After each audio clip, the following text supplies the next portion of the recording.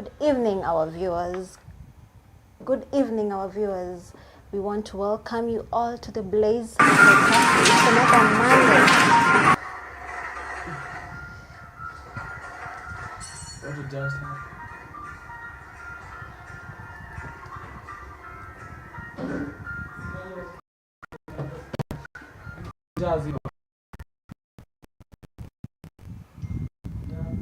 Good evening, our viewers. We want to welcome you all to our Blaze podcast. Another Monday, another blessing. So it's a Monday to make sure that the fire keeps on burning. So we are featuring live right from Agitech, where we say healthy seedlings for bumper. Nowadays, you don't really have to plant your seeds manually. You come get your seedlings from Agitech wherever you are. They deliver country-wide, or rather you can always bring your seedlings, let us propagate for you, then go and plant them in your farm. We say nowadays you need to work smart, not hard. Let us talk also about technology. Now today we have a really great guest with us. You know, in years to come, in 2020, we have the vision 2030. Tunasema technology will come and take over. So are you ready for it? Wherever you are you ready for this evolution? So with me, I have a guest who is going to introduce himself. Tell us what you do and where you're from. Yes. Thank you very much for having me here. Hello viewers, I am Davis Esbon. I am a remote pilot and an agricultural drone pilot. So I do things dealing with drones, maintaining, flying, and using them for the various applications. Don't tell me you are a pilot. Oh, yes, it doesn't matter that we fly from the ground. We still beat the same air to submission. Okay. So as long as we are in the air, it doesn't matter if we fly from the ground or from the air, we are our pilots. So talking about drones, well, that's something really interesting. So tell us more about the drones and how many types of drones are there? Because one thing I believe is that I only know one type of drone that does the videography in the events, using during photo shoots. Yes. Yeah. So tell me more about the drones. What types of drones do you have? We have various types of drones. We can categorize them basically into two. That is fixed wing drones and multi-rotor drones. So the one that you are used to is called the multi-rotor drone. It's the advantage of it is it can hover in place. It's like a helicopter. Then the others are fixed wing. They need a runway to fly, so they cannot hover in place. So wait, a runway? Yes. Just like a normal airplane? Exactly. What? Okay, this is interesting. So that's a type of drone also. So we have fixed wing and multi-rotor. So multi-rotor is what most people are used to. We call them drones. But then on the fixed wing side, we call them UAVs, unmanned aerial vehicles. But all of them are unmanned aerial vehicles. There's no man inside the aircraft. Oh, you've said unmanned aerial vehicles. UAV. Why not an airplane? Because the airplane now is an manned vehicle. Manned. The pilot is inside it. Oh, I get it. Yes. So what are the types of roles you can really play? That is broad, from starting with surveillance, agriculture, crop monitoring, military applications, that and things to do with mapping and geography, monitoring land.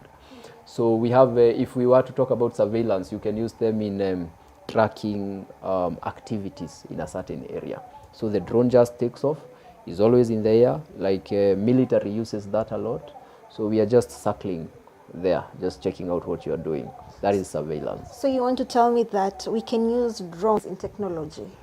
Yeah, no, absolutely. Well, sorry, in agriculture. We are using them in agriculture. So we are using drones in spraying, agricultural spraying. So you don't have to go and with the knapsack. It's quite tiring, or in as much as it's the motorized knapsack, you have those vibrations on your back. There's an engine and you're just like. So the drone will save you all that, because we can do aerial spraying from there. Okay. Then the other thing is it doesn't disturb the crop so much. So drones are being used in that. Then the other thing is monitoring the crops.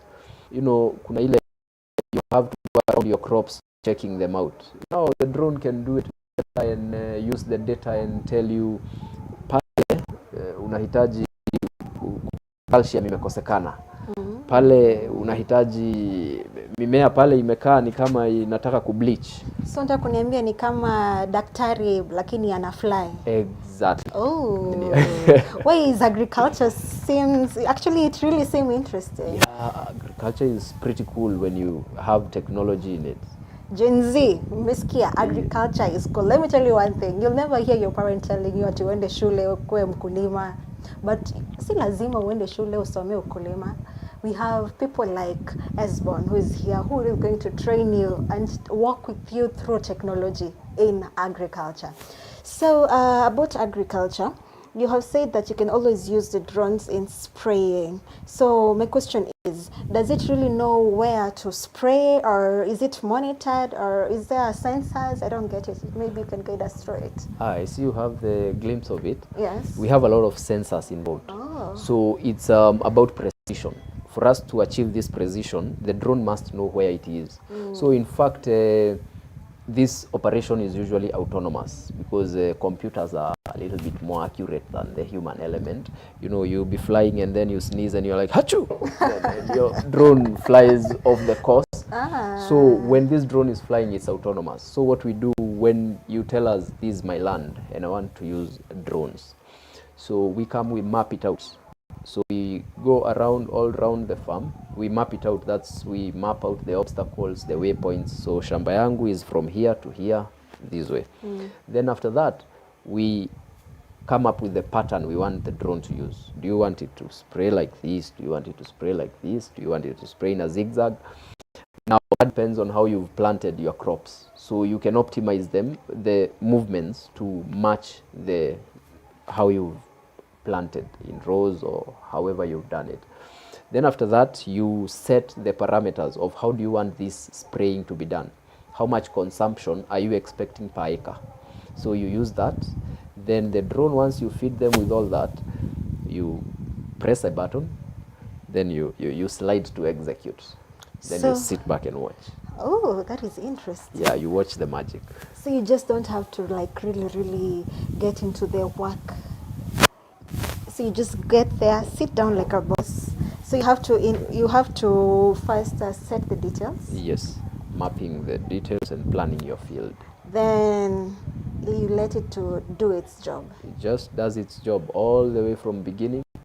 Once the battery is out, comes back home, lands, you replace the battery, it takes off, goes back for the mission.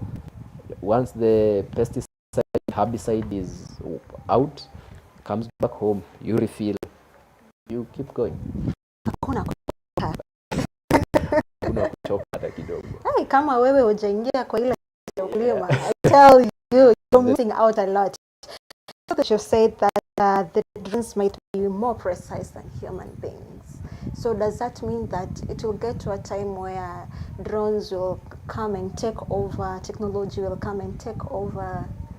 Well, you may think of it that sometime it will come and take over, but it's more of something that supplements. Technology is here to supplement what we already have, because at the end of the day, the drone won't map itself.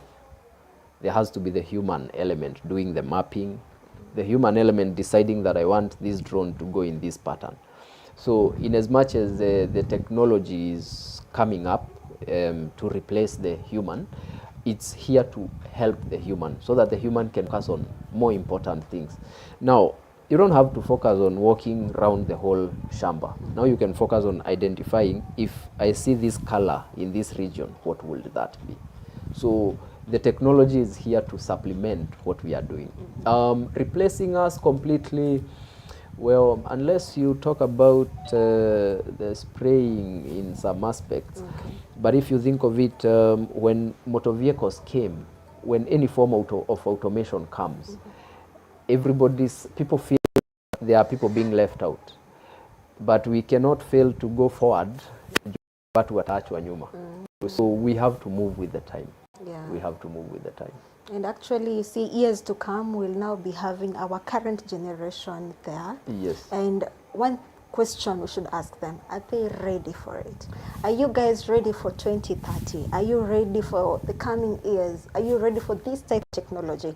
Because this is the time where you should get into details, get to learn how technology works, right? That's true. Okay, so now about the spraying thing or the drones in agriculture.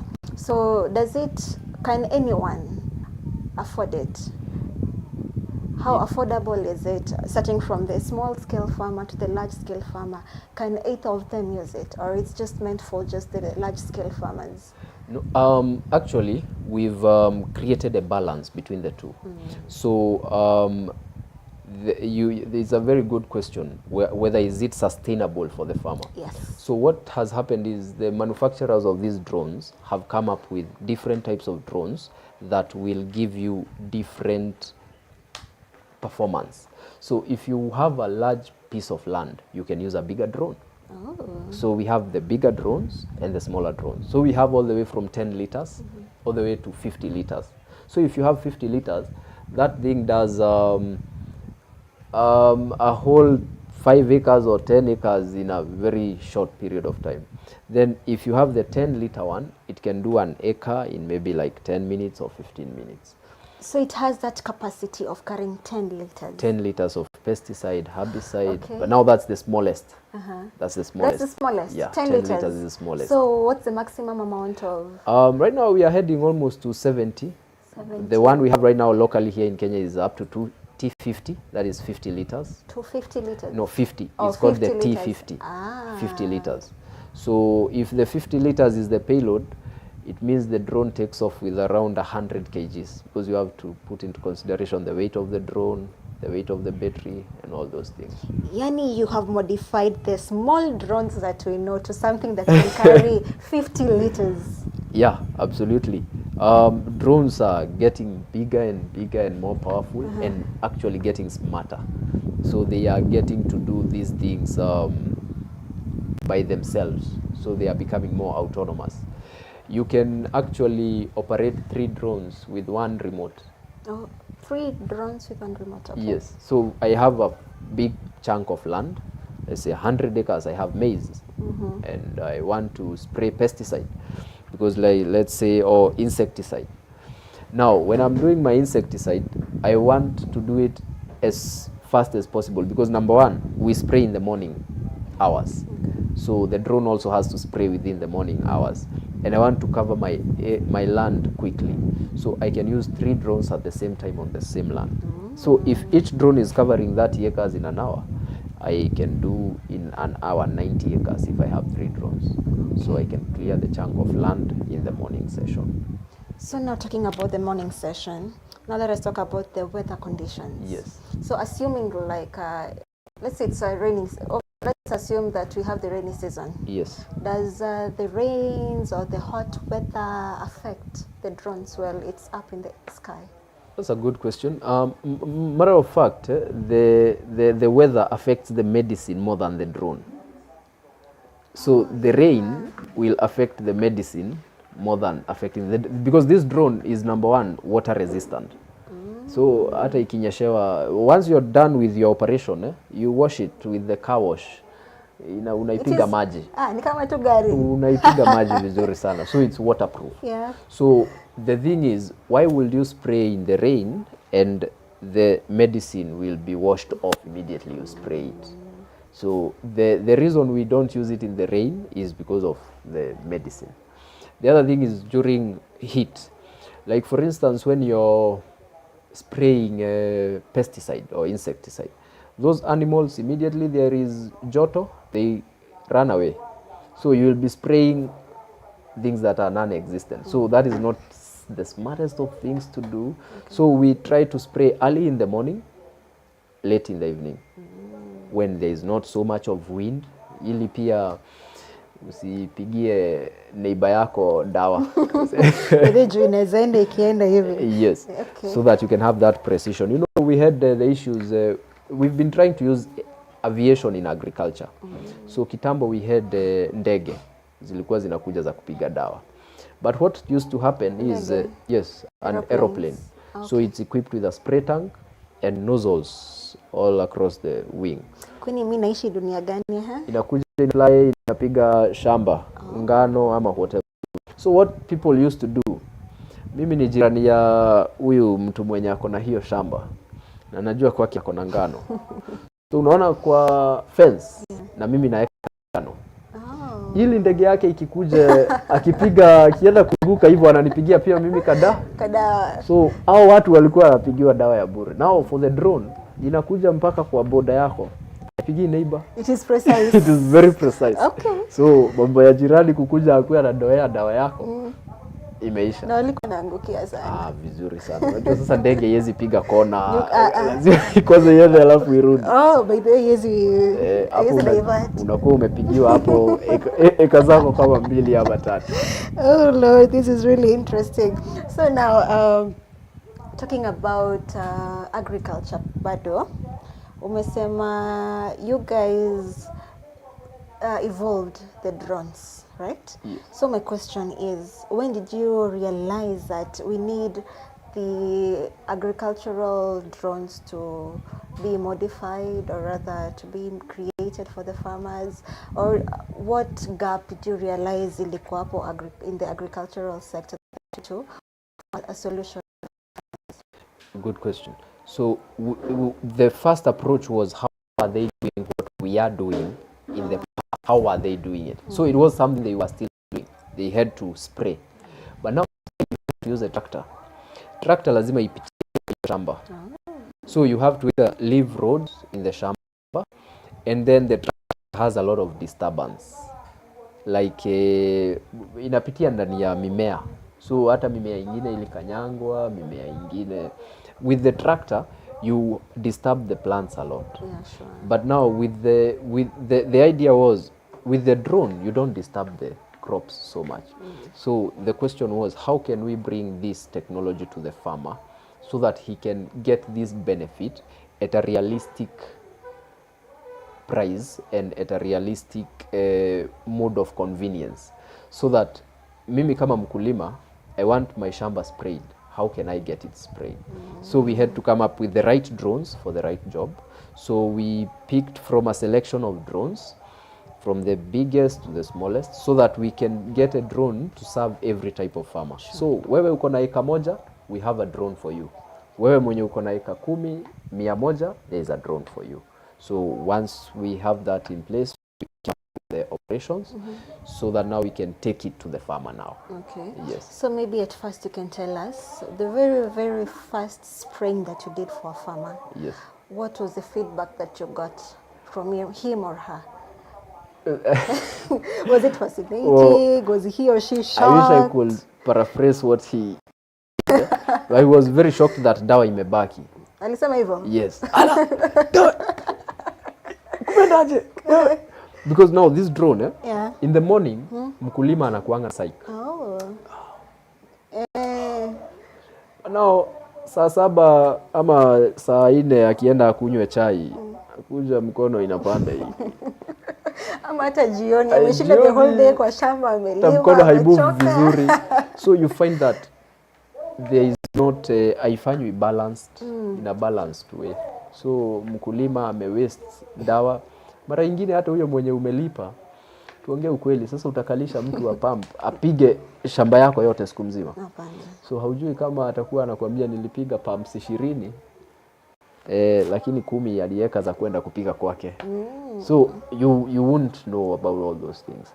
But now when it comes with agricultural drone, you can get the data. Alipiga hapa, panatoshana hivi. And I have to waste. Juu hata sikuji nikipiga huku kwenye akufai, and I spray the precise amount I want. I set it. I want this land to consume 30 acres, 30 liters per hectare. 40 liters per hectare. Now we've done our research based on the crops that are mostly sprayed. So we've come up with the standards for different types of crops. Coffee, this is the spray rate you can use. Maize, this is the spray rate you can use. Canola, this is the spray rate you can use.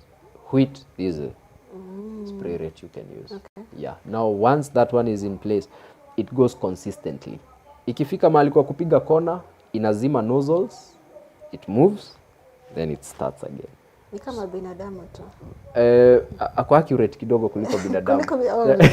Okay. Yes. Sasa, you've mentioned about the farmer. So now let us go to the people out there. Assuming mmeenda kule kwenda kushowcase how the drones work, how about their feedback out there?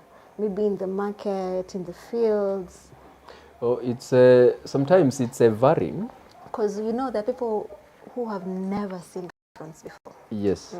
No, we have those who are optimistic to it and the other pessimistic to it.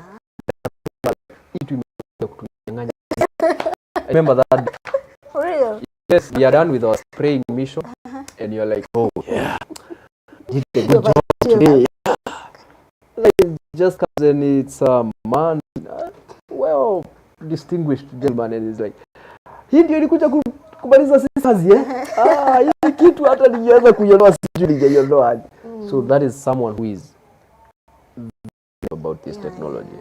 And with that one who is like, naweza piga dawa yangu asubuhi na nijiangalilia yote ikipigwa na nimalize. Oh, this is awesome. So the bigger part is those who are embracing this technology. I think as Kenya, the platform we have in technology has enabled us to embrace technology. Kenyans, we are not very primitive in terms of technology. So Kenyans are embracing it. So they are like, na hii kitu ni mwerevu kuniliko. Na hiyo kitu imekumbuka aje kurudi mahali ilikuwa imeacha. Because now you see when you are spraying manually, mahali umemalizia leo itabidi uweke mti. Ama kamaka. Hii imejimakia yenyewe. Nice. Kesho ikikuja you just click. Just flies back to the same place. No matter how long I take, I can just come and resume back there.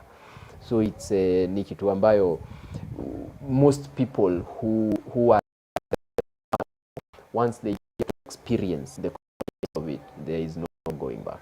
There's no going back. So to a particular point major umeiona spying technology.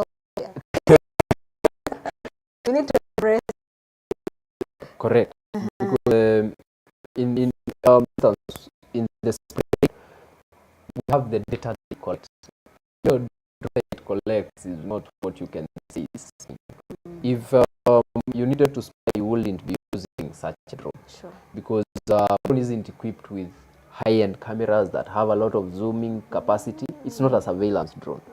So we have a surveillance drone that I will be at 300 feet and you will be walking on the road and I will zoom into your phone and check out what you're discussing there. Okay. So those are high-end, mostly for military applications and surveillance and security issues. Then for the agricultural one, it's you will even you might see the whole drone and not notice the camera. It's a very small thing on the agricultural one. So it's more of sensors, of radar to detect the altitude above the crops, obstacles, because obstacles are a crazy thing. Trees, birds, power lines. You know, you're always flying the agricultural drones at ground level almost. Maximum 10 feet above the ground. So you are close to obstacles always. So talking about obstacles, first experience flying around, did you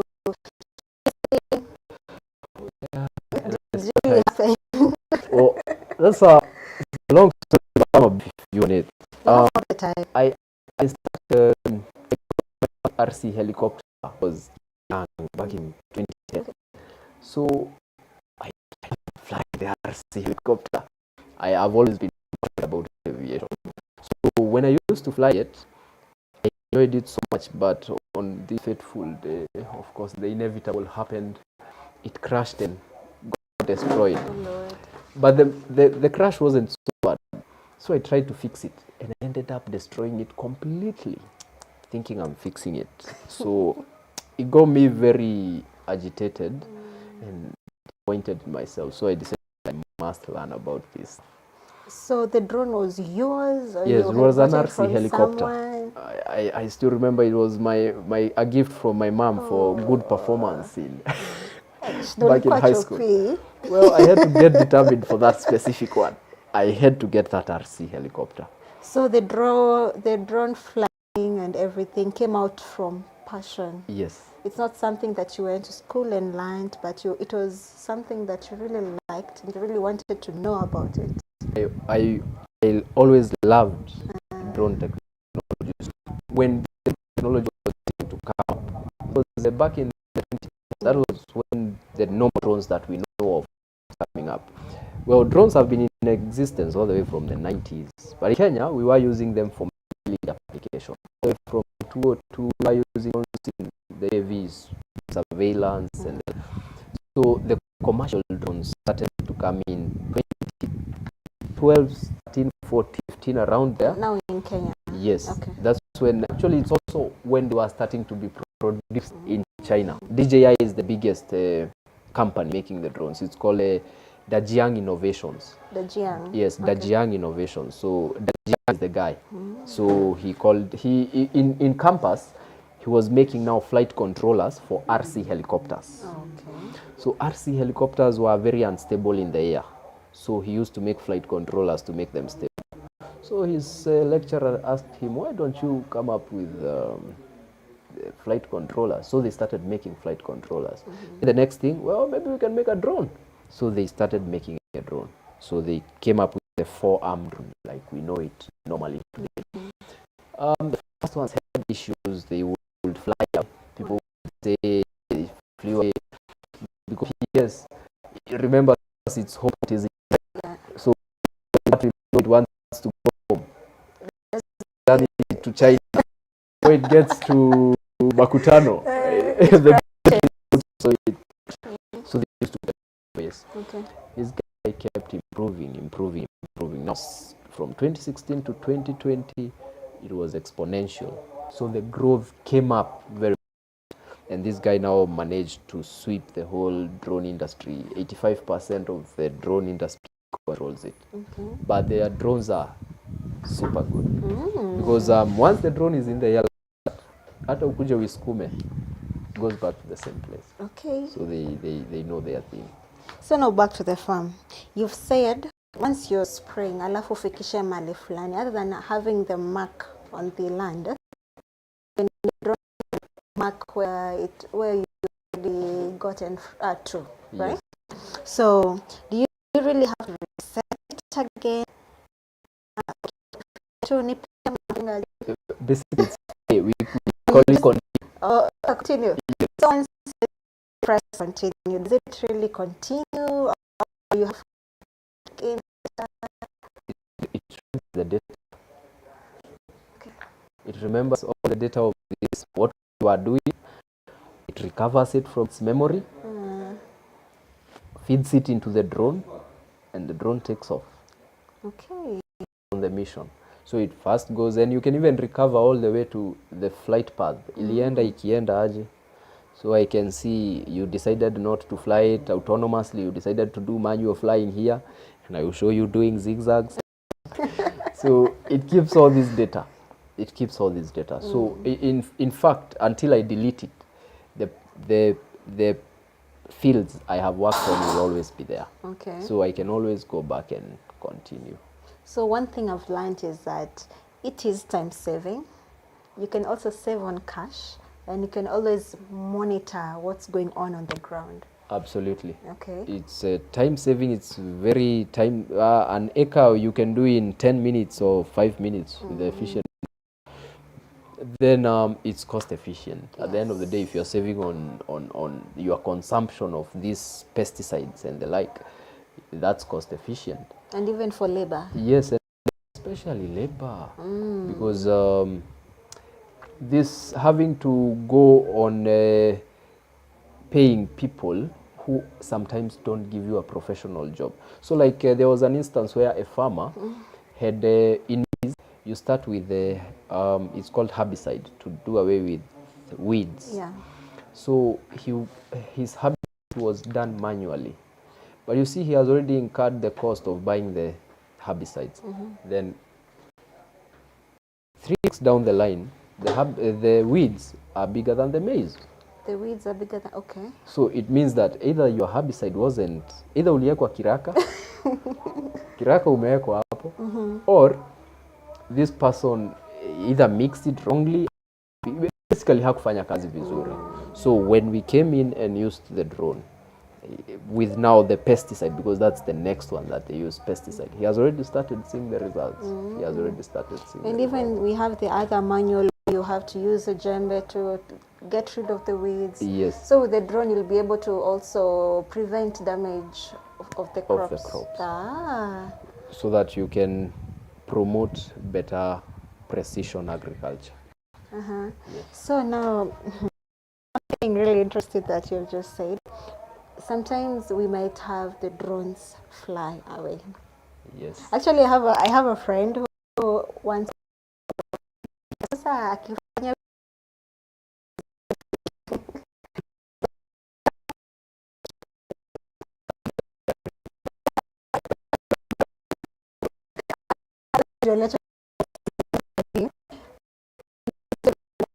on another drone.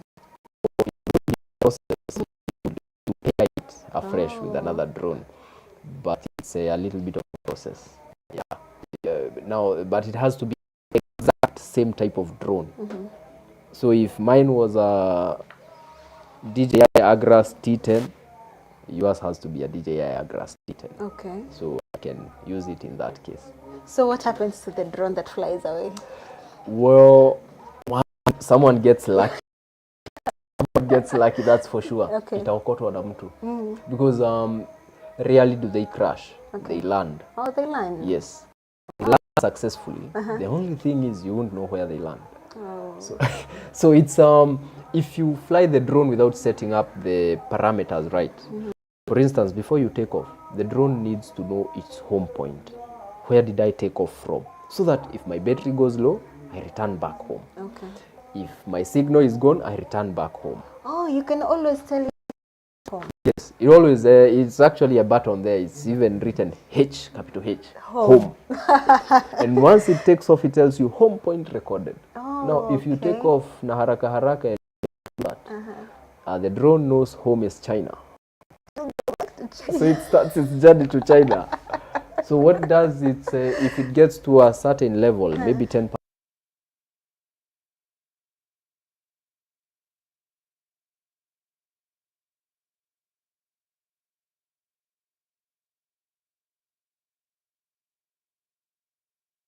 Assuming I get lucky. Oh, yako kwa alafu for Christmas, like able One, it will be criminal for you to use it. to you can't. Well, I think it's the same way they say if you find oil in your land and you start using it for your personal issues, it becomes personal. Chakokota si cha kuiba. Hapana, hiyo watasema. You see, the thing is about drones, we have a lot of security. Okay. There's a security aspect to drones. Now imagine this. I hope you're not wicked.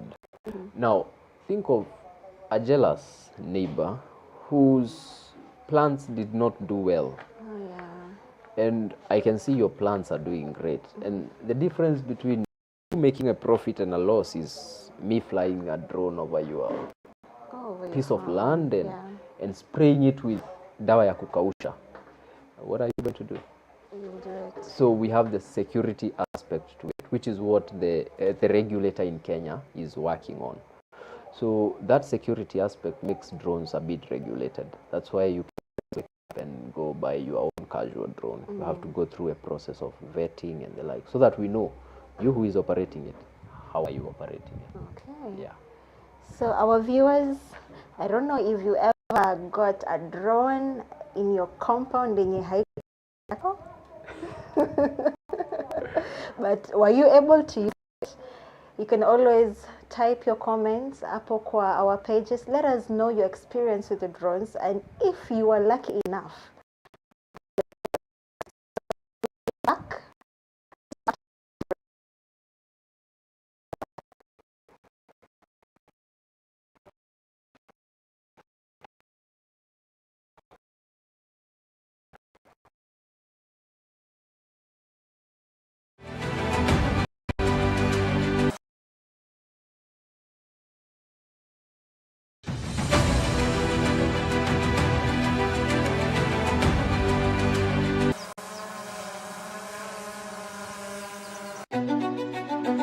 Ever dreamed of flying? Now you can, from the ground. At Customized Aviation, we offer professional drone pilot training designed for beginners and aspiring pros alike. Learn the science, the skills, and the safety to become a certified drone pilot. Hands-on, real-world experience, industry-standard equipment, whether it's commercial work, creative projects, or just for fun, we've got you covered.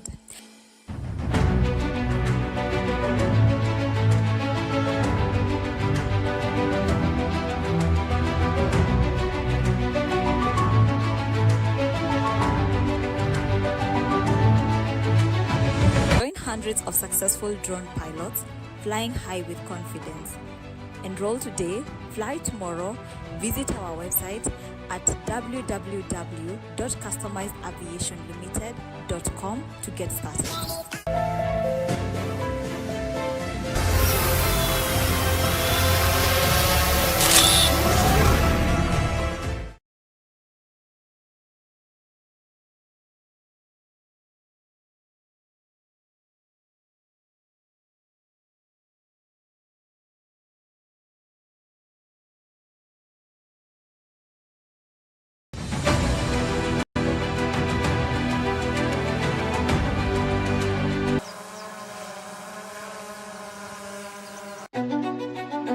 Ever dreamed of flying?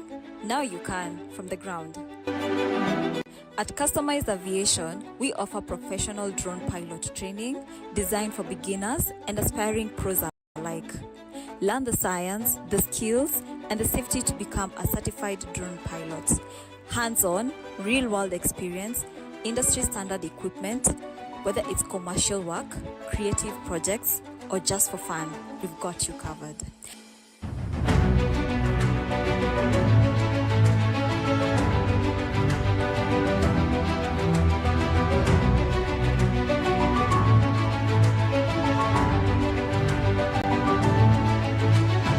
Join hundreds of successful drone pilots flying high with confidence. Enroll today, fly tomorrow. Visit our website at www.customizedaviationlimited.com to get started.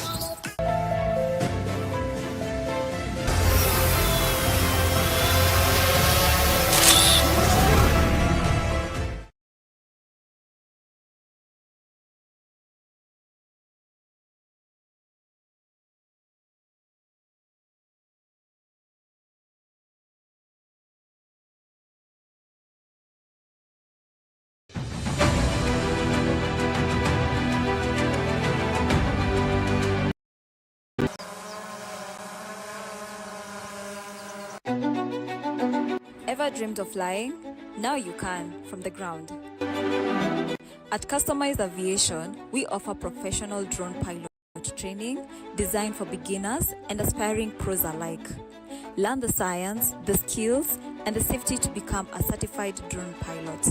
Hands-on, real-world experience, industry-standard equipment, whether it's commercial work, creative projects, or just for fun, we've got you covered.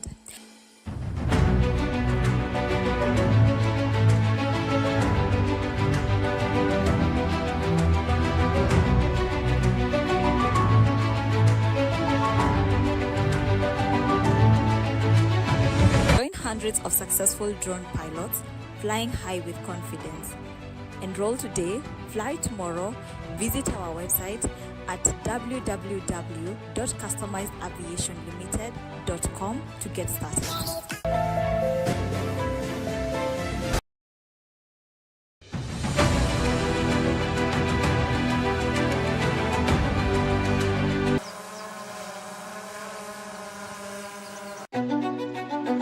Ever dreamed of flying?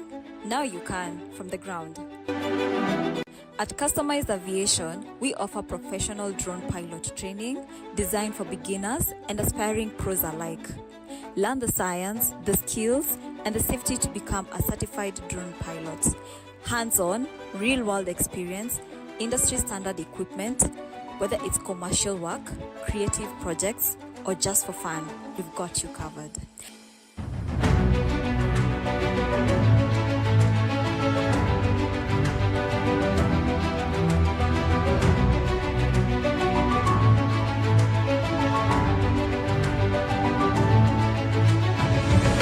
hundreds of successful drone pilots flying high with confidence. Enroll today, fly tomorrow. Visit our website at www.customizediaviationlimited.com to get started.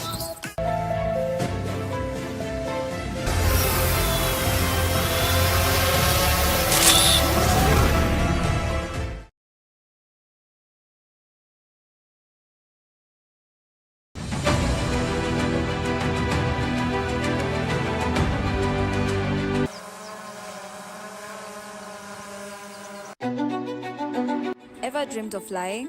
Now you can, from the ground. At Customized Aviation, we offer professional drone pilot training designed for beginners and aspiring pros alike. Learn the science, the skills, and the safety to become a certified drone pilot.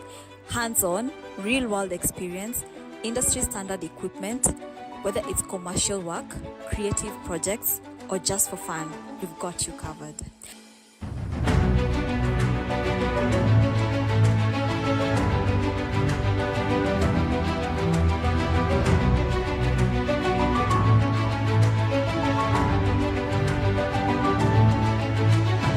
Join hundreds of successful drone pilots flying high with confidence. Enroll today, fly tomorrow. Visit our website at www.customizediaviationlimited.com to get started.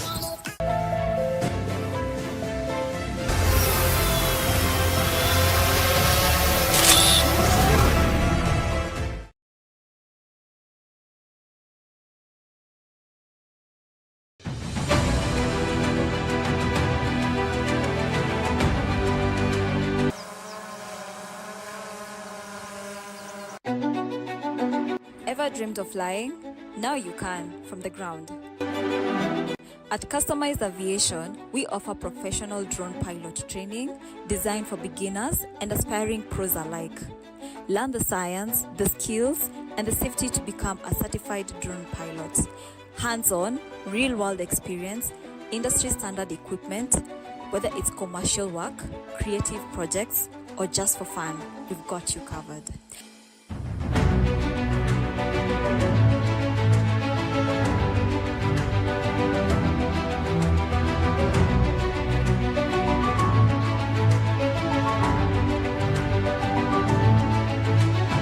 Join hundreds of successful drone pilots flying high with confidence.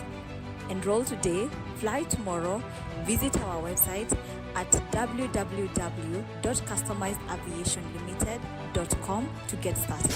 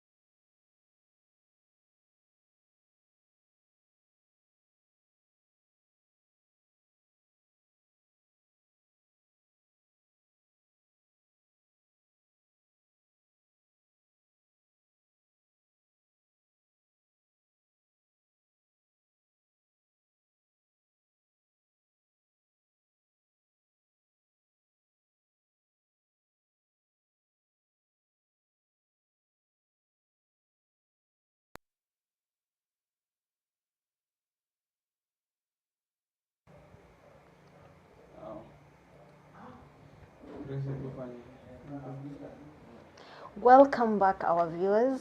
Now remember tulikuwa tunaongelelea technology in agriculture. Have you ever heard that the drones can be used in the fields, in our farms and out there? It's not only for photography purposes, but even survey, spraying, what else? Reconnaissance. Reconnaissance. Delivering your medicine. Delivery? Yes. Delivering. Of your medicine. Oh, the shanga delivery. So like planting. No, wait, planting. Yes. I can use a drone to plant. Yes. How does that work? especially in forests. There's this reforestation programs. So we go with drones. We shoot treated seeds. They are coated with charcoal or something like that. So when the rain comes, the seed just sprouts. No way. Yeah, over the forest, in the reforestation programs, mangroves, over the oceans, where it's hard to access. The drones are doing that. So maybe that tells me that a few years to come, the drones will be doing basically everything that we usually do in the farm. Digging, planting, applying fertilizers. Does it really do that? Yeah, we will get to that point because the thing is they will start to integrate all these systems. Okay. So the one thing that it will say will be a little bit hard for the drone that will be realistic for a land-based locomotive is farming, ile kupalilia shamba, the plowing and kulima. But after that, I think everything can be done using the drones because tuanze na kwa crop health analysis.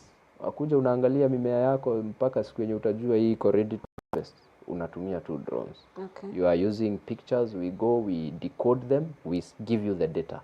We tell you this place needs this place needs this. Because we've come together with agronomists who know these symptoms. So atakwambia hii mmea hii ni fever. Hii mmea hii ni hii ingine. Okay. So once you get that one, we give you that data. You go and use it for you know hii mmea hii shida nitaisolve na hii. Then you can now also come and use the same drone to spray precisely there. Sio lazima uspray shamba yote. Hapo mahali penye kuna shida, we can mark it out and spray it. Lovely. So that's precision farming now. Unataka kuniambia zichukui kazi zetu? Yeah. kazi yes, zinachukua lakini zina create kazi zingine. Na pia zikichukua hizo kazi ili watu wafanye zingine sasa. Now you can go and advance and come up with better things and better ideas. The thing about technology is not here to replace us, it's here to complement us. Yeah, sure. It's here to complement us. And it saves us all the time. You can always do something else apart from whatever you're focusing on. The drone is there to just help you. Exactly. Oh, nice. So we should also look at it as a method of, or a way to grow. Because it's all about growth. It's all about doing things in a better way than they were done in the past. Yeah. Yes. And also talking about creating room for employment, even for the youths, they're really energetic and they're really vibrant in these sectors of technology. Yeah. So maybe what can you tell the youths out there in regards to drones and the technology right now? Specifically, I can talk on drones. If you are a young person, you are a youth or whatever, the future of aviation is unmanned. Sure. So military, US military, is designing its 6th generation fighter jet. It's going to be unmanned. So unmanned is the way to go. If you have the opportunity to get into it now, you will be among the of unmanned technology. For instance, we are not even 10 years old with unmanned technology in Kenya. So that should tell you that if you join in, you'll be among the pioneers of this technology. So if you are young, this is a technology that you need to embrace. I usually say getting the remote pilot's license is like getting your driving license. There was a time when you would think getting a driving license is a major thing. But now it's just a compliment. You find yourself, you are in sales, they want you to also have a driving license so that you can drive yourself too. So same thing will happen with drones. Because all industries are using drones. From firefighting, surveillance, you think of it, medicine, aviation itself is using drones to inspect aeroplanes. So instead of mtu kupanda kule juu, a drone is doing the inspection. So all these industries are using drones. These high-rise buildings in Nairobi, now you will be watching them using drones. For example, KICC. Yes.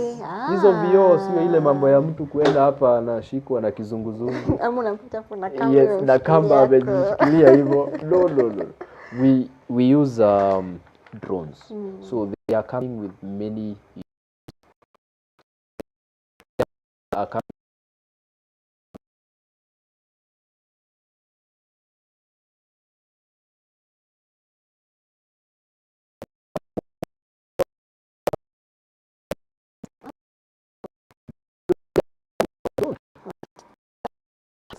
In real life Kenya.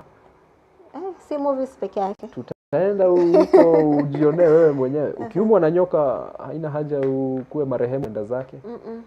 Antidote inaletwa. You are in operation. No blood. Send me blood. Nice. It just comes. Inadropiwa hapo and the drone goes back to base. Just a few coordinates away. Unafinya tu ndio. Inalaunchiwa, inaletwa, inakuja, inapiga, inaachilia na inarudi back to base, waiting for the next mission. Okay. So in as much as it's taking jobs, this is the development we need as human beings. Because it should be an illegal thing. It's to leave things the way you found them. True. You should always make effort to leave them better than you found them. So technology is basically doing that. Technology is doing that. Even actually, come to think of it, it does not really apply to youths. Imagine one time I'll get to 80 years, I'll be 90. Sasa kuliko niseme, hii shamba mali imefika, sio nitalima. It's either you sell it ama nipeane. So you see, it's still really it will help us when we get old, even for the old people right now. That's something they also need to embrace, right? Correct. Using the technology in what they do, because you have your farm, as you have mentioned. Use drones to optimize your operations. Pressure haitapanda ukishinda huko ukisema watu eti waliiba fertilizer, waliiba dawa. You don't have to manage them. The drones are doing all that, so you can work better. So now about the drones, assuming, do the drone know who really owns them? For example, unajua ni simu umeacha hapo, huwezi operate mpaka uweke password. Hata kuna simu zingine niliona ukishika inatoa alarm. Inajua huyu si wangu. Huyu si wewe umezoea. Huyu sijazoea hii. Unfortunately, kwa drones hapo sijui, I don't know why exactly they left that out, but the idea was you, the owner of the drone, are responsible for the safety of your drone. So hii sio ile yenye tuna expect utaenda upokonywe kama simu. You are responsible for it. So you find that drone, kama for instance, imeibiwa, hiyo hauwezi hata i-track, hauwezi i-lock. And that's how they've built the technology, yes. Because now hiyo ni kumaanisha it will need specific usage for it. Sure. But now there are things that you cannot access. Softwares, some of them you cannot access. So vitu zenye unaweza fanya na hiyo drone will be limited also. So that's something maybe they never looked at. I think hiyo ni ukisikia imeibiwa drone yako, wewe enda tu report. Unless ulikuwa umeweka air tag. Kuitrack. No, ukireport itapatikana. Itapatikana aje sasa? Okay, sima kama simu ikipotea, kuna mwana kuja na ile box yako. Wataitrack na IMEI number. Sijui jua kwa nini drone hawatumiangi hiyo serial number bado. I have never known yet, because it's something that will be very prime. Yes. So who do you go report to? The police?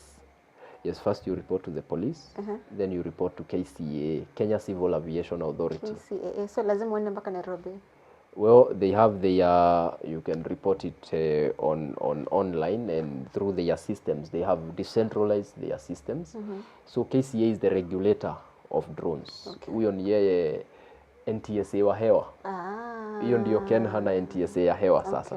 So license tunaendea kwa NTSA. Licenses za ndege tunaendea kwa KCAA. So they regulate kutoka number plate ya hiyo ndege, registration, remote license ya huyo pilot, kampuni, they regulate it. So ni kama NTSA venye inafanyanga, kujua sako, kujua ni nani yao, ni conductor mgani na ni dereva mgani. So pia kwa ndege, KCAA kazi yao ni hiyo. Hiyo drone inaflyiwa na nani? Ili tukipata hiyo drone tumeipata iko na pale ndio ilifanya Kihibrania kwa shamba ya wenyewe. tutakuja tuzunguke, tukuje tuambia Esbo ni wewe ulikuwa mwenye hii drone. Yeah. Ilikuwa inafanya nini? Na mimi nijitetee niseme iliibiwa. Kwa nini haukureport? So now the regulator, hiyo ndio kazi yake, to make sure that we are using the systems in the right way. But sasa tuseme imefly away, mimi nimechukua. Do I really have to go and report? And okay, yes, I'll report. Will it be traced back to you? Now, that is why we report all these things, because now you have reported that you found a drone. Yes. And I reported I lost the drone. Oh. So I think there is some synchronicity here. Okay. So what was the serial number of your drone? What was the registration number of your drone? That's why you need to have it registered. You have it registered with KCA. They even give you a number plate. Yeah, ndege yako sasa. So KCAA, that's the only one regulatory company body for the drones. In Kenya. Hakuna It's actually ingine. for aviation at large. Okay. So the Civil Aviation Authority of every country is mandated to implement the regulations given by the ICAO, that is the International Civil Aviation Organization, which regulates any operations of aviation that are civil. Ndege ile yako ya kwenda nyumbani, ile ya Kenya Airways, Ugandan Airlines, they are regulated by the ICAO through the country's Civil Aviation Authority. Ukienda Uganda, UCA. Ukienda Tanzania, TCA. Ukikuja Kenya, KCA. So Kenya Civil Aviation Authority. So hao ndio kazi yao, watupe regulations zenye zimepeanwa na dunia yote. Kama for instance, maximum altitude unafaa ufike ni 400 feet. Hiyo sio Kenya imepeana, ni ICAO. Na ni kwa sababu ndege everywhere, unless you are close to an airport, you would not be flying below 500 feet. Sure. So conflict hakuna.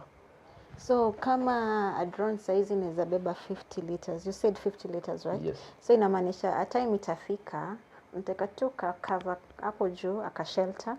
Mtoto anaenda shule.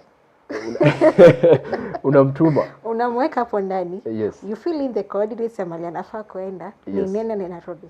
And I think you've seen quite into the future, because that's something that Kenya is working on. Yes. It's called the Advanced Air Mobility. Advanced air. So ni kama air taxi. Uber sasa mambo ya ukitoka eti mambo ya kupiga expressway. Hakuna. Hiyo story za kitambo sasa. Tunachukua ka drone kananipeleka kwangu Kileleshwa. Naekwa kwa nyumba yangu. It's happening in I think in Middle East somewhere. So it's something that's happening. Yes. I'm not being delusional. So unaingia na the irony is there is no human involved in the whole application. It's we have now these dog robots that are being used with the drone. So the drone is being pre-flighted and operated by these dog robots. Mine. Is there a cup of tea, director? Because I feel like I would continue this conversation mpaka kesho. So inafanya hiyo wewe kazi yako tu ni ukuje uingie. Nifikishe na hapo. Ili hii maneno ya sijui mtu wako wa Uber alikuambia sijui nini, alikuongelesha vibaya, sehemu nyingine sijui gone. Ni kama vile nimeona pia kuna flying cars zenye zishakuwa invented. Yes, hizo flying cars. Right now the human being is overdoing things, technology in real time vitu zina happen. Mna overdo. They are 100%. The human brain, the capacity of it. Yes. Hata mimi inanishtua. Mimi kwanza pa drones. Do you know we have a drone that will take off, go for a flight, come back, land, charge itself, go back for a flight, do its operation, come back, land, charge itself, and keep doing that for as long as I don't have to be there for it to when function. you iambie tu chenye unataka ifanye. So I want you to be surveying there. The drone will keep doing its thing. So it has its dock, inakuja, ina land, inaingia hapo, inajicharge, ina take off. Now what about 5 years from now? Zitakuwa zinafanya nini? Kila kitu actually. So it's drones are becoming the future. Tumebakia tu kidogo uiambie enda shopping, bring me this and this and this. Walisema kule Konza kahawa yako itakuwa inaletwa nayo. Kule Konza City they are starting trials. Si walisema Konza ndio the Savannah, Silicon Savannah. Kule wanataka ukipiga order ya kahawa yako kama unaishi pale Konza City. Maitisha kule main, unaletewa na ka drone mpaka kwako. We have a drone corridor there. Okay. Because actually the only thing that is remaining sahi ndio drone iko inakuletea shopping yako. Ni managing the traffic. Juu sasa zitakuwa zinaenda aje? Zitakuwa zinapatana huku kwa hewa. So kumaanisha kutakuwa na express. Yes, sasa hiyo expressway ndio wanajaribu kutengeneza itengenezeke juu mimi niko na drone yako, wewe uko na yako, wewe uko na yako. Kila mtu anataka kufly. So they are now trying to harmonize them. They are trying to harmonize them. So unasikia kuna kitu inaitwa unmanned traffic management. Yes. Because sasa kila mtu, mimi nataka kupeleka mahindi yangu, wewe unataka kupeleka potatoes. Wewe unaona tuk-tuk zenye zinapiga maraundi. Sasa mimi na save kijiji yetu inaninunulia ka drone. Alafu tunafanya hivyo. Kunaweza kuwa na traffic lights na hewa ya blue. Sasa hapa na Wakenya kama ya chini na polisi yako hapo hawaombi. Okay. Na hiyo iko kwa hewa. So hiyo itakuwa very and the infrastructure pia yetu sisi hapa Kenya. Kama hujafika mahali uone watu wakirushia miti so but we are heading, you know, tunatumianga vitu vibaya. Kenyans like misusing stuff. Yes. Kenyans will misuse your laugh. Utacheka mahali and then the next thing you know you're a meme or something like that. So drones pia hivyo ndo tutazifanya. Wana venye tuk-tuk zinafanya modification huku. Utakuwa mtu drone yake imewekwa chuma huku kando ni. So to avoid that ndio maana wanaweka pending because that is the same problem Amazon is facing. Yes. Hizo US they are facing the same problem. Hawajui zinapatana huko. So how far, sorry, conversation interesting. So how far can a drone fly? How far can a drone fly? Yes. Now it depends on the control. Kama ni a satellite, okay, infinite. Juu wewe inatuma from me to a satellite, from satellite to the drone. Okay. So it will always be in view. But if it's within direct line of sight, it's about 5 to 10 kilometers depending on the Wi-Fi interference. Juu sasa tena Wi-Fi ni shida. Right. Na venye kuna kaa. Drone natumianga internet. Okay, well ni signals. So ni frequencies na unajua sasa internet ni signals, drone.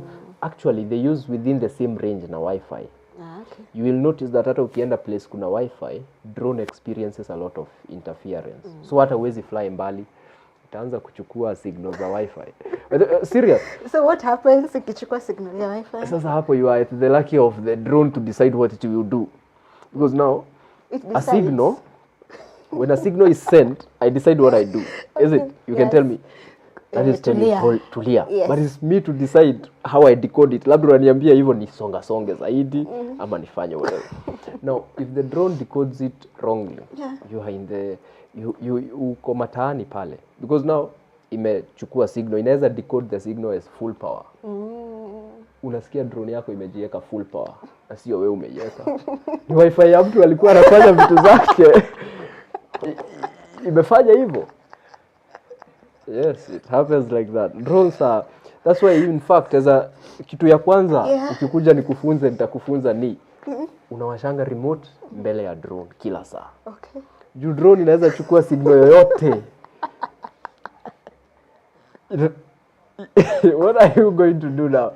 Napigia boss kumwambia drone imeenda. Ingia WhatsApp kidogo. Boss anashangaa kuna kitu kuna makosa kidogo imefanyika.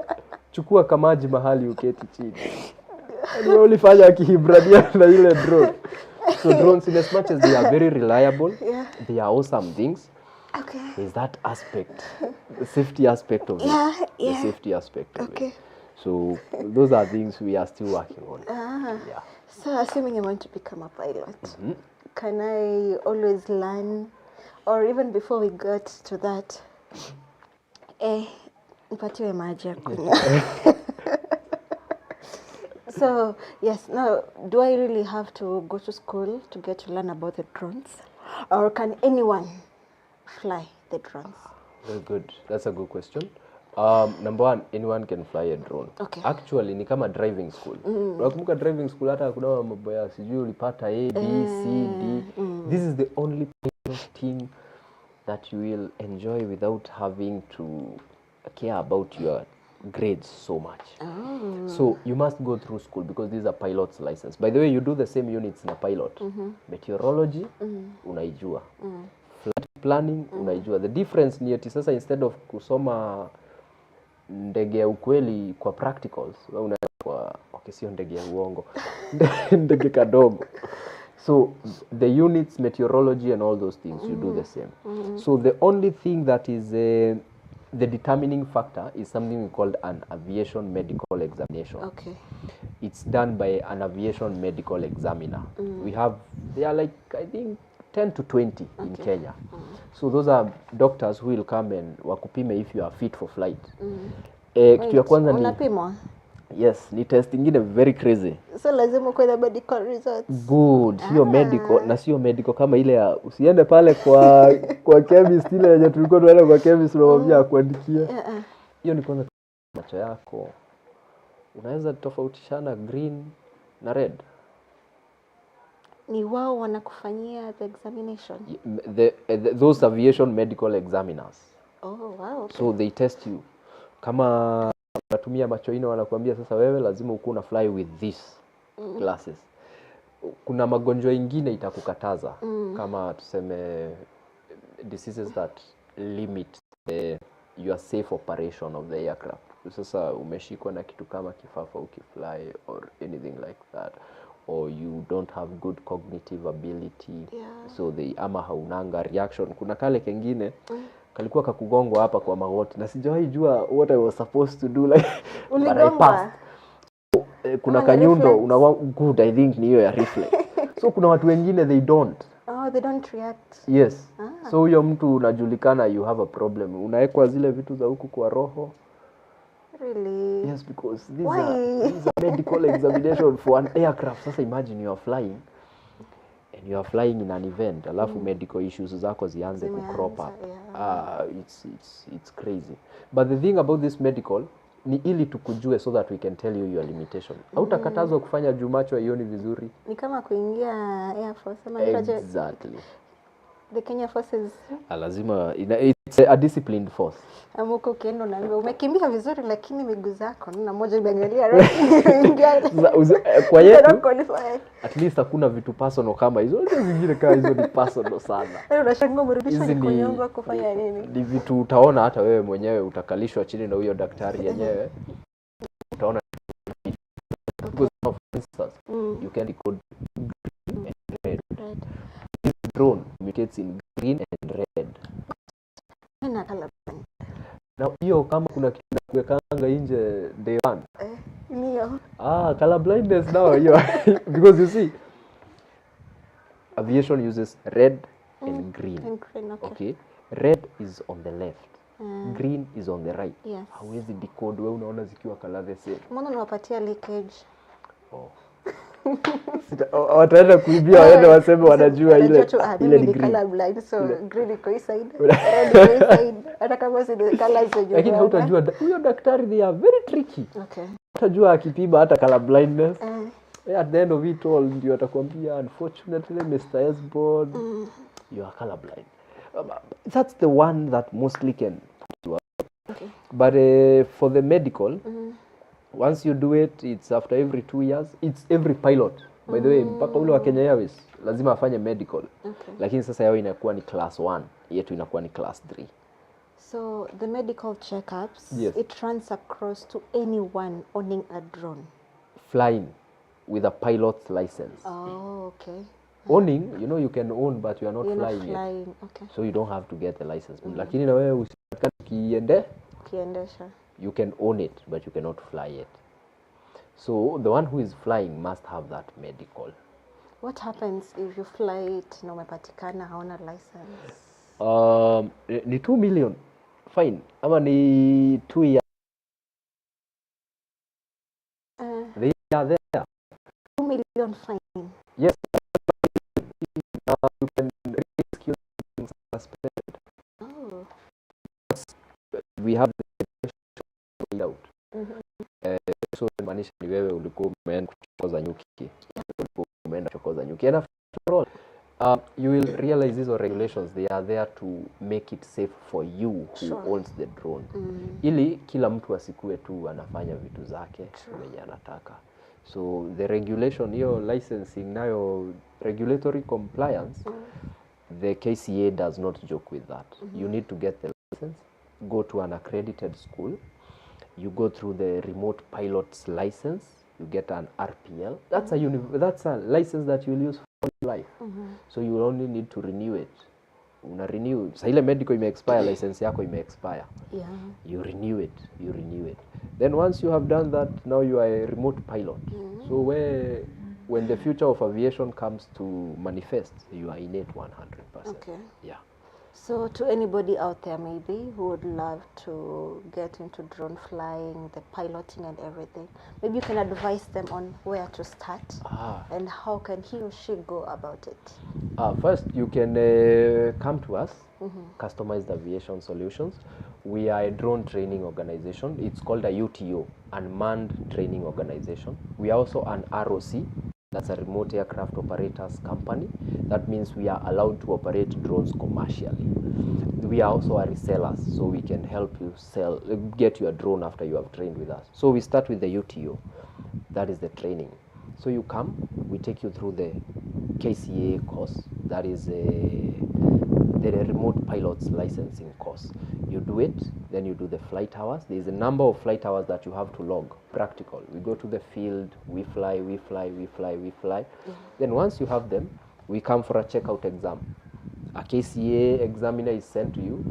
You come to test skill. Either arriving school, alikuwa anaingia kwambia peleka hapo mbele.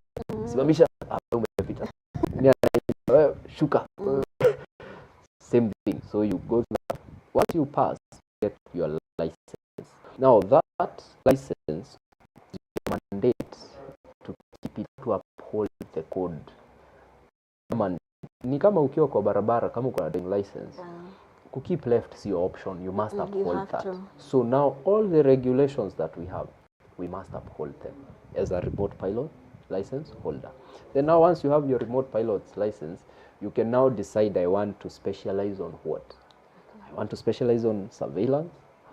I want to specialize on photography. I want to specialize on agriculture. I want to specialize on maintenance. I want to specialize on delivery. So it's up to you to decide. And once you have decided, you go now for that specialized training. Okay. If it's the agras, you get trained on how to fly. Hiyo sasa ni kama trailer. You get trained on it. If it's the commercial ones, you get trained on them. No, it's just like the normal vehicles that we learn on how to drive them. Yes. So now during the training or during the classes, Yes. Ona kuna vile when you're driving a vehicle, kuna zile roadblocks zimekangwa za red. Yes. So how about in aviation? When you're told you should go through this direction, pick a corner, enda straight. Oh, ile board. Yes, because that board, traumatizes. I still remember nikiinua au gari karibu ofisa. Wewe ni mchawi. Unapeleka gari wapi? So in aviation we use simulators. Okay. So we have drone simulators. We'll train you on the simulator, and you can even simulate a flight before you go for it. Okay. Because a simulation is software. Yeah. They use it. They have put in all the actual performance, how the actual drone would perform. Yeah. So now you use the remote that you would actually be flying with. So you can fly it without the risk of crashing. So unaweza fly, ufanye shamba mapping yako manually pale. Then after that we go to the practical. Unajua at the end of the day you have to learn it the practical way. So what we've done, we've taken consideration of all these risks. You might crash, you might do this, and we have mitigated them. So when we are training you, you don't have to care about crashing. Me as an instructor, I would expect you to crash. You don't crash. Crash, it means I've not done. So our goal is to make sure that you get from zero to a drone guru with all the skills necessary. Okay. If it comes to avoidance of emergency procedures, you've seen birds up in the air, you've seen bees, like for instance the other day, and bees swarmed all around the drone. They did? Yes, and we had a lot of mincemeat of bees up there. So you have to find out, how do I land immediately, emergency procedures. So we train you on all those. Then once you are good with them, we will get you the simulator. You just bring your device, we get you the simulator so that you can practice.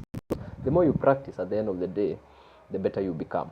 So it's the UTO is very much devoted to equipping pilots with the necessary skills for you to excel in the industry. So do you also, in case you've talked about the bees, Yes. in case the bees or something as such happens to the drone, you can always do this and that. Do you take them through the steps? We must take you through all that because it's our responsibility to make sure that when you leave our hands, you are a competent pilot. Sure. You are a pilot who can handle an emergency with. So we try to teach you in all its entirety. So one thing we've done is we have an active way of doing things. So when we come across a challenge, we incorporate it into our training. So you are flying out there, and we noted that we have a lot of obstacles in farmers' places. And we noted in our flying, we don't talk about obstacles a lot. So we incorporate obstacle avoidance and tracking in our training so that the pilot who is training can know about these systems before even going into the field. Because you see, most of the time you are training in an ideal situation. Yes. Conditions are perfect, no trees, everything.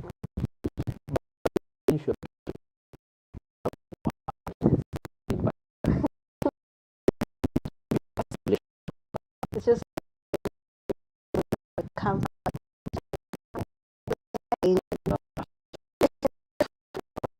They never prepared you for this. Okay. Yes. So assuming maybe my drone, does the drone have the capability to sense there's a bird coming, I need to move? Yes. This is something that it's coming towards me, I need to move. So one is it has the sensors Okay. to sense all those things. Ah. So radar, the other one uses cameras to detect anything that's coming to it.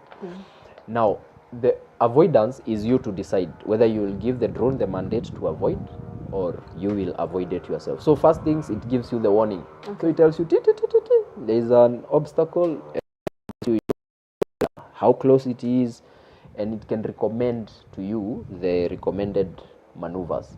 But now that does not surpass your judgment as the pilot. So you'll notice that even the drone, kuna mahali itafika ikuambie obstacle area too complex, navigate the aircraft manually and fly with caution. Okay. Hiyo imekuambia sasa hapa hata mimi Siwezi. nime left chat.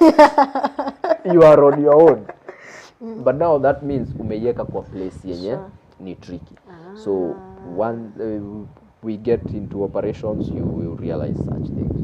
Okay. And does it ever reach to a point where it aborts, nakwambia hapana, it's time, yes, for instance, ikidetect iko na failure. Kama imedetect battery failure, battery yake iko low, haitakubali kuendelea eti mpaka ianguke kutoka juu. Drone inakuwa na discipline sana, haiwezi kubali kumalizia moto yake juu. Itakuja ifike up to 6, imalizie ikiwa 6 feet ama 3 feet, ianguke ikiwa hapo. Lakini huko juu haiwezi kubali. So it's always doing its own things in real time. So if you do your things right, you'll be okay. Have you ever encountered a challenge like malfunctioning, the drone malfunctioning? Like it's supposed to do this, but instead it does this. Well, it wasn't a very big malfunction. It's a interference. Okay. Interference, and it was a signal interference. It was a of white. So it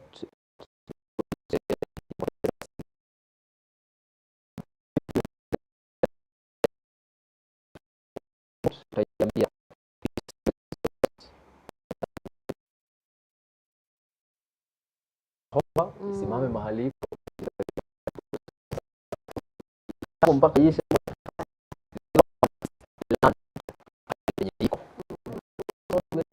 because Come back on.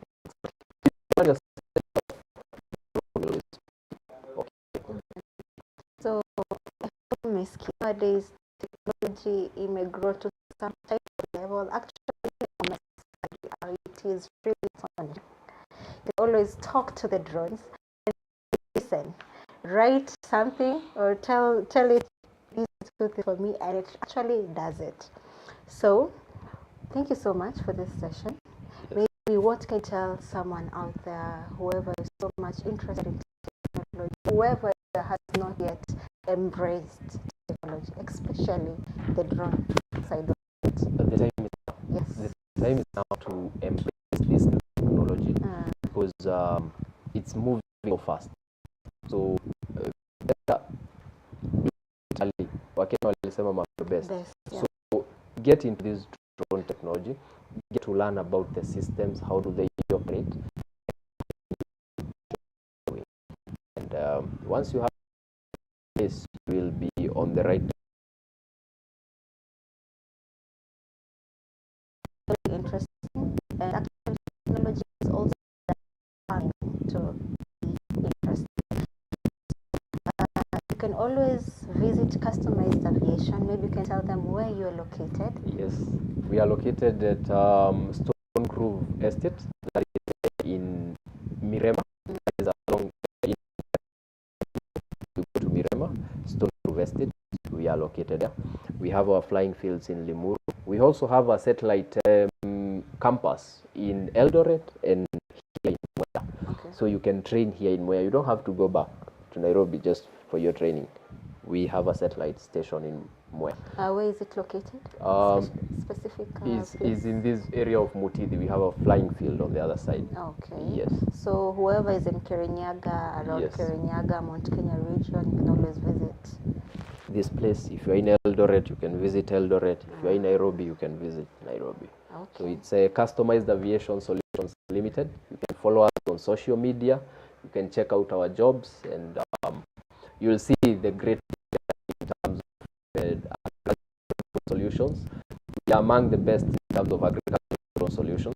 We are running a program for farmers where we are partnering with farmers to bring them power with drone technology. So we are experimenting for case studies that will be used for our local farmers. So we have the data, then we are utilizing the data. Nice. Yes. Now farming has become easier. Farming has become more cost effective. You just need to use the resources that we have, and you can always visit people like Customized Aviation. So until next time, but before we session, I just want to remind you that the Agitech Grand Expo edition is here. Now we'll be having the event for 3 days. Last year it was a 2-day event, but this is now a 3-day event. So wewe kama mkulima kuja usome, farmers where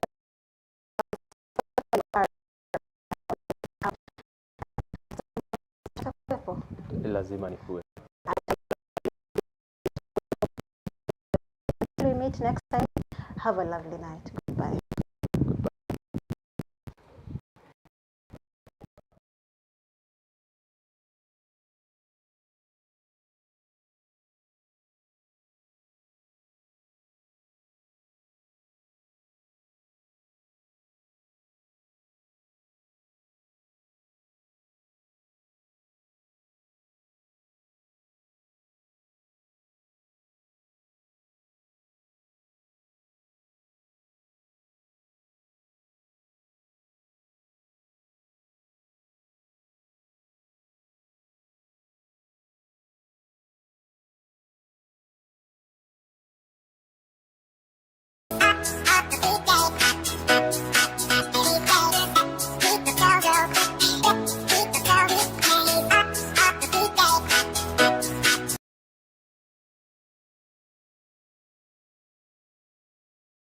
Aircraft preparing to take off.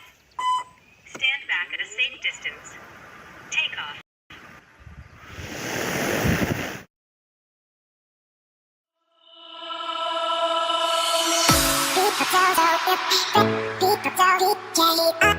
People